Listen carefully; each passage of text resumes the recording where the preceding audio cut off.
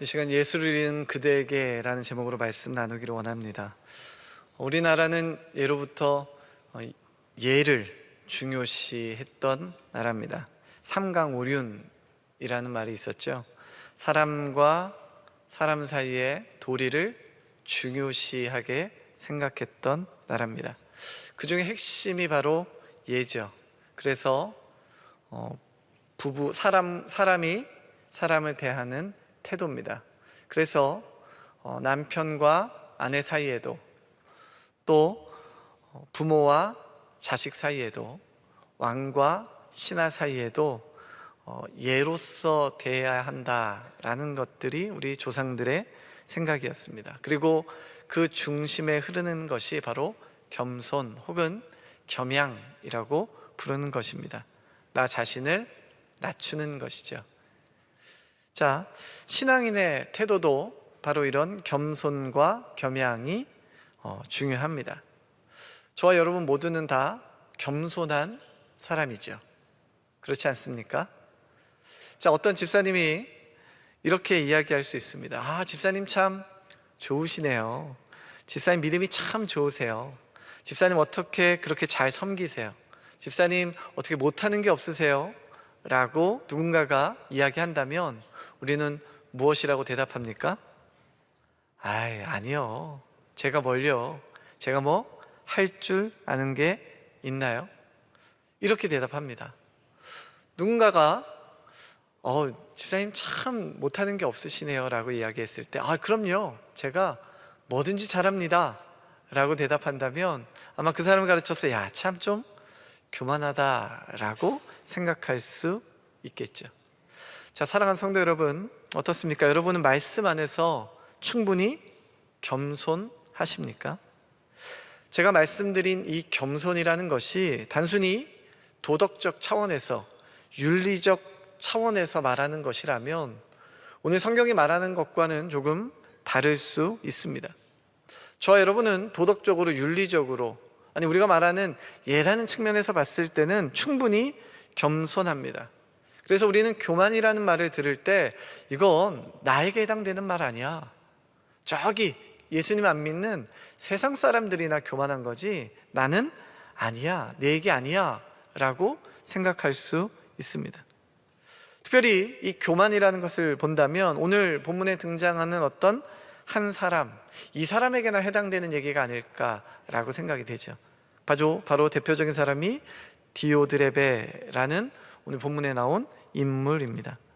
자, 이 디오드레베라는 인물이 실존 인물인지 혹은 교회를 힘들게 하는 어떤 상징적인 인물인지는 명확하지 않습니다. 하지만 분명한 사실 한 가지가 있습니다. 그것은 요한이 교회 공동체를 힘들게 하는 사람, 교회 공동체를 흩어버리는 사람으로 디오드레베라는 사람을 명확하게 지명하고 있다는 것이죠. 자, 그럼 그가 어떻기에 요한은 그를 교회를 힘들게 하는 사람으로 지명하고 있는가? 성경의 본문의 이야기를 조금 풀어서 이야기한다면 그는 사도들의 충고나 또는 사도들의 지도를 거부했던 사람입니다. 그리고 그는 교회 안에서 우두머리가 되고 싶은 마음뿐이 없는 사람이죠. 그리고 거짓말로 사도들을 모함하는 사람입니다. 험담하는 사람이죠. 사역을 하지 않습니다.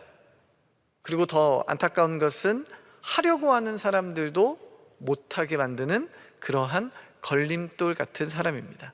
심지어 교회 안에 있는 성도들을 내쫓기까지 합니다. 복음을 방해하는 사람이죠. 자, 이 디오드레베라는 사람의 인물에 대해서 잠시 본문에 맞춰서 한번 살펴봤는데요. 우리 공동체 안에 이런 사람 없습니까?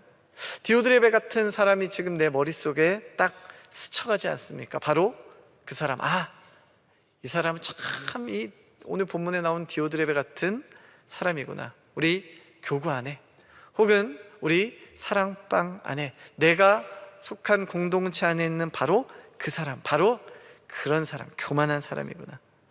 우리 머릿속에는 그 어떠한 사람이 지금 그려질 수 있습니다. 이름을 밝힐 수는 없지만 바로 그 사람이죠. 앉아 계시는 모든 분들의 머릿속에는 다 다른 사람입니다. 한 가지 공통점이 있다면, 그런데 한 가지 공통점이 있다면 바로 그 속에 나는 빠져 있다라는 것이죠. 난 아니다라는 것이에요. 자, 그러면 오늘 이 디오드레베라는 인물에 대해서 좀 더 성경에서 설명하고 있는 것에 좀 더 들어가서 한번 이 인물을 한번 봅시다. 성경의 표현대로라면 그는 으뜸되기를 좋아하는 사람이다 라고 되어 있어요. 자, 어떤 본문에는 교회에 우두머리가 되려는 야심을 품었다라고 기록하더라고요. 무슨 말입니까? 교회 안에 높은 자리, 어떤 자리가 있다면 그 자리를 탐하는 사람입니다.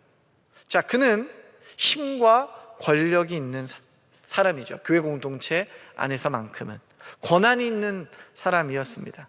또 성경의 기록대로라면 성도들을 받아들이지 않았어요. 자, 이 말은 그가 성도들을 받아들일지 혹은 받아들이지 말지에 대한 권한이 있는 사람, 또는 공동체로부터 그 권한을 부여받은 사람이다라는 것이죠. 우리로 말하면 소그룹 리더 혹은 대그룹 리더, 전체를 담당하는 리더, 담당자였을 것입니다. 악한 말로 비방한다라고 기록하죠. 자, 그 사람의 말, 디오드레베라는 사람의 말 한마디가 사람들에게 영향을 주었다라는 것이죠. 그리고 또 막대한 영향, 교회 공동체를 이리 움직이고 저리 움직일 만한 막대한 영향력을 주는 사람. 그 사람 한마디면 불신자가 되기도 하고, 또는 그 사람 말 한마디면 좋은 신앙인이 되기도 하는, 교만한 사람으로 만들기도 하고 정말 겸손한 사람으로 만들기도 하는 그 사람의 말 한마디, 바른 것이 무엇인지 바르지 않은 것이 무엇인지 구별할 수 있는 책임과 권한이 있는 사람, 공동체 안에 영향력이 있는 사람. 자, 좀 더 디오드레베라는 사람을 가까이서 보니까 이 사람 보통 사람 아닌 듯합니다. 전형적인 교회 공동체의 리더죠. 당시 초대교회가 수많은 핍박과 환난 가운데 있었던 것을 감안한다면 아마 그는 교회 안에서만큼은 진실한 사람이었을 것입니다. 그런데 그에 대한 평가, 그가 어떠한 지위가 있든, 그 어떤 권력을 가지고 있든, 그 어떠한 영향력이 있든, 사람으로부터 얼마나 진실하고 겸손한 사람인가에 대한 평가가 어떠한지는 관계없이 성경은 정확하게 그를 이렇게 평가합니다. 악을 행하는 자다. 디오드레베는 그렇게 멀리 있는 것 같지 않습니다. 우리가 무엇인가, 우리 안에 있는 무엇인가가 사라졌을 때 우리는 언제든지 이 시대에 디오드레베가 될 수 있죠. 어떤 자리, 어떤 역할, 어떤 영향력에 취해서 하나님, 그 선한 것들이 우리 마음 가운데 사라진다면, 그것을 잊는다면 그것이 바로 교만이고 공동체를 무너뜨리는 것입니다. 오늘 디오드레베와는 전혀 다른 평가를 받는 한 사람이 있습니다. 바로 데메드리오라는 사람이죠. 이 사람에 대해서는 자세히 이야기하지 않습니다. 하지만 사람들에게 칭찬받는 사람이고요, 요한에 의해서는 그는 진리를 따르고 있는 자다라는 평가를 듣습니다. 자, 그러면 진리를 따른다라는 것은 무엇일까요? 진리가 바로 무엇입니까? 예수 그리스도죠.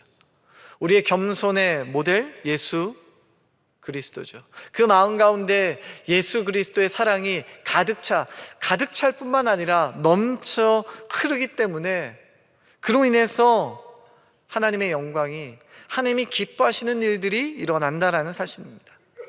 여러분, 겸손의 기준은요, 그 출발점은요, 도덕이 아니죠. 윤리가 아닙니다. 예가 아닙니다. 겸손의 기준, 겸손의 출발은 바로 예수 그리스도여야 한다라는 사실입니다. 사랑하는 성도 여러분, 저와 여러분의 삶에, 특별히 성도의 겸손의 삶, 그 가장 출발점을 예수 그리스도에게로 두시기를 예수님 이름으로 축복합니다. 그 예수 그리스도로부터 겸손을 출발한다라는 것은 무슨 뜻입니까? 바울은 이미 우리의 출발점에 대해서 명확하게 선포하고 있습니다. 우리에게 권면하고 있지 않습니다. 우리에게 어쩌면 강요하고 있는지도 모릅니다. 빌립보서 2장 5절입니다. 너희 안에 이 마음을 품으라 곧 그리스도 예수의 마음이니. 우리 안에 가득 차 있는 것, 그것이 무엇입니까? 예수 그리스도의 마음이다라는 것이죠. 담임 목사님 말씀에 의하면 넘쳐 흐르는 것이죠. 흘러 넘치는 것이죠. 찰랑찰랑한 것이 아닙니다. 아니면 오늘 하루를 살 수 있을 법한 단 하루를 살 수 있을 은혜를 말하는 것이 아닙니다. 가득 차 넘쳐 흐르는 예수 그리스도의 마음이 우리에게 있는 것이 진짜 겸손이죠. 자, 계속해서 그 마음을 어떻게 설명합니까? 그는 근본 하나님의 본체시나 하나님과 동등됨을 취할 것으로 여기지 아니하시고 오히려 자기를 비워 종의 형체를 가지사 사람들과 같이 되셨고 사람의 모양으로 나타나사 자기를 낮추시고 죽기까지 복종하셨으니 곧 십자가에 죽으심이라. 예수 그리스도의 낮아지심 무엇입니까? 우리와 같은 모습으로 그를 낮추시고 십자가에 죽으시는 것. 우리는 쉽게 우리의 겸손의 모델을 예수 그리스도로 이야기합니다. 예수 그리스도 그 낮아지심을 우리는 어떻게 설명합니까? 예수 그리스도께서 사람의 몸을 입고 이 땅 가운데 오셔서 십자가에 못 박혀 죽으셨다. 얼마나 아프셨을까? 못에 찔리셨으니까 얼마나 힘드셨을까? 얼마나 고통스러우셨을까? 예수 그리스도의 고난, 예수 그리스도의 낮아지심, 예수 그리스도의 겸손을 이야기할 때 우리는 예수 그리스도의 그 십자가, 그 골고다에서의 통증을 이야기하지 않습니다. 통증이 아니죠. 예수 그리스도, 그분은 하나님이시죠. 시공간, 우주 만물을 창조하신 분이십니다. 바로 그분이 사람의 몸을 입고 오셨다라는 것이에요. 사람의 몸을 입고 오셨다라는 말을 처음부터 해볼까요? 세포로 오셨다라는 거예요. 그것도 연약한 여인의 뱃속에서 작은 세포로. 그리고 그 여인의 뱃속에서 10개월을 계셨습니다. 그리고 태어난 이후에도 부모가 하루라도 돌보지 않으면 단 하루도 살 수 없는 연약한 존재로 성장하셔야 했습니다. 그분이 바로 우주 만물을 창조하신 분임에도 말이죠. 생계를 위해서 예수 그리스도는 땀 흘리셔야 했습니다. 그의 수고와 그의 헌신과 그의 낮아지심과 그의 겸손의 이유가 있다면 그것은 바로 너무도 사랑하는 저와 여러분, 우리의 죄를 위한 십자가에 못 박히신 사명을 이루기 위함이죠. 예수 그리스도의 겸손은 통증을 넘어선 그의 모든 것을 쏟아내는 사랑, 그것이 바로 겸손의 시작이라는 것을 저와 여러분이 반드시 기억해야 할 것입니다. 예수 그리스도와 같은 겸손, 진리를 따르는 걸음. 우리는 언제든지 충분히 교만하고도 남을 수 있는 사람이라는 걸 먼저 인정하는 것이 필요합니다. 때문에 내가 언제든지 무너질 수 있고 언제든지 교만할 수 있고 언제든지 예수 그리스도를 잊을 수 있는 사람이기에 더욱 무엇이 필요합니까? 예수 그리스도의 십자가의 사랑이 나에게 필요한 것이죠. 단순한 봉사 한 번, 작은 섬김 한 번, 내가 지금 수고하는 사역 하나, 여기에 만족해서 내가 하고 있는 것을 하고 있다, 내가 그리스도를 잘 따르고 있다 라고 만족해서는 안 됩니다. 내 모든 것을 쏟아붓는 것이죠. 내 모든 사랑을 쏟아붓는 것입니다. 누구처럼? 예수 그리스도처럼. 예수 그리스도의 사랑은 어떤 사랑입니까? 가까이 할 수 없고 함께 할 수 없는 죄인을 사랑하는 사랑이죠. 우리가 그 사랑을, 그 겸손을 본받는다면 우리 역시 사랑할 수 없는 이를 사랑하는 것, 그것이 바로 겸손이죠. 내가 사랑할 수 있는 사람 사랑하는 건 너무도 쉽습니다. 사랑할 수 없는 이를 사랑하는 것이에요. 품을 수 없는 이를 품는 것이죠. 이해할 수 없는 이를 이해하는 것입니다. 용서할 수 없는, 아니 절대 용서할 수 없는 일을 용서하는 것, 그것이 바로 예수 그리스도 안에 일어나는 겸손, 예수 그리스도를 닮는 겸손이죠. 사랑하는 성도 여러분, 우리 안에 예수 그리스도의 사랑이 있습니까? 아니면 설교 제목처럼 긴 신앙생활에 치여서 그 사랑을 잊어버린 채, 그 사랑을 잊은 채 살아가고 계시지는 않습니까? 오늘 이 새벽 우리가 품어야 할 가장 첫 번째가 무엇일까요? 주님, 내가 내 마음에 예수 그리스도, 당신의 마음이 내 마음 가운데 새겨지기 원합니다. 내 인생의 출발점을, 내 삶의 출발점을, 내 헌신과 섬김, 사랑의 출발점을 나로부터 나오는 그 무엇이 아니라 예수 그리스도, 당신으로부터 내가 출발하기를 원합니다 라고 결단하며 하나님 앞에 엎드리는 새벽 되시기를 예수님 이름으로 축복합니다. 이 시간 같이 함께 기도하며 나아갑시다. 오늘 말씀을 기억할 때, 주님, 내가 예수 그리스도 안에 머물겠습니다. 예수 그리스도로 채우겠습니다. 주님, 이 시간 내 마음 가운데 임재하여 주시옵소서. 이 시간에 같이 한 목소리로 같이 기도하고 자유롭게 기도하고 돌아가시기 바랍니다. 주님의 이름 한번 찾습니다.